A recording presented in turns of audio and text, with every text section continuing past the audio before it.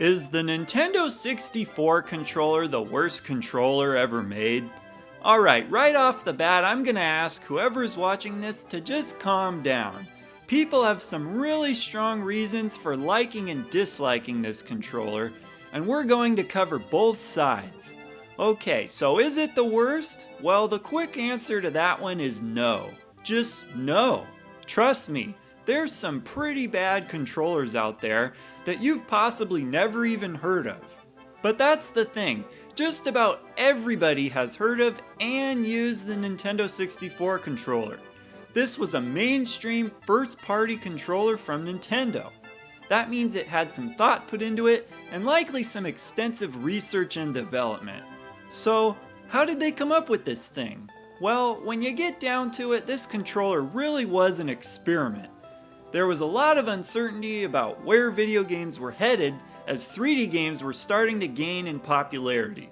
2D games weren't entirely dead yet, and D-pads certainly weren't dead yet. I mean, the PlayStation and Sega Saturn controllers only had directional pads and no analog sticks on them at the time the N64 released in 1996. So, Nintendo came up with a really unconventional solution to incorporate both a D-pad and analog stick on the same controller. It seems ridiculous now that it's become such a standard to just have them on top of each other, but at the time this was the very first analog stick that had to coexist with a D-pad, and this is how it went. The good old three-handle design. Now, the complaint that people have with this is that they find it uncomfortable to hold the middle handle and the handle on the right at the same time. It feels like their hands are being squeezed into a position they don't want to be. Plus, as far as first impressions go, it's a little unnerving that you're unable to reach all the buttons without switching your hand between the different handles.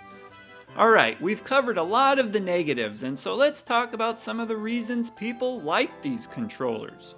For starters, as much as there are complaints about how the analog stick was implemented into a controller, it was the first analog stick, and with that came a fresh new experience for gamers. The first game most people played with that analog stick was Super Mario 64, considered one of the best games ever made, and a revolutionary experience by a lot of people. The first time running and jumping around Mario 64 in a 3D space with an analog stick was just special. That is certainly going to positively affect somebody's impression of a controller. Another thing helping this controller along was the association many people had with multiplayer. You see, the Nintendo 64 was very well known for supporting local 4-player multiplayer, being the first mainstream console that had 4 controller ports built into the system. And because multiplayer was such an emphasis, this was also the first console where you really saw the controllers being released in a ton of different colors.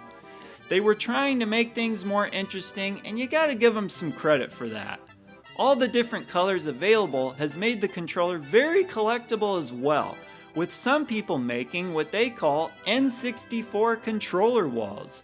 Having the controllers be different colors was also practical though, allowing you to quickly distinguish between different controllers, and they even had their plugs match the colors so that you could tell which port it was plugged into. As a result of all of this, people associate this controller with a lot of the fun times they had playing multiplayer with their friends. And what's better than that? This was also home to the first controller that really popularized the Rumble Pack. You could insert it into the bottom of the controller as well as some other cool accessories.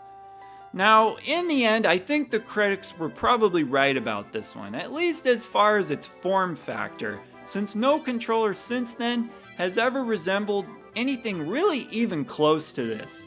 I've always thought of the controller as growing pains for the evolution of controllers, much like the early era of 3D games itself.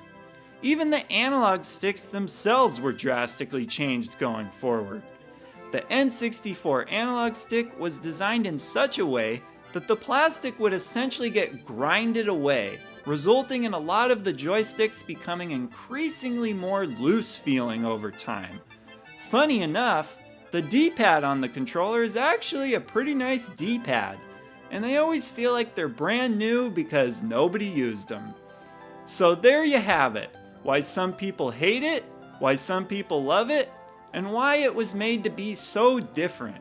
Feel free to, of course, share your opinion of the controller down in the comments, and I will see you in the next video.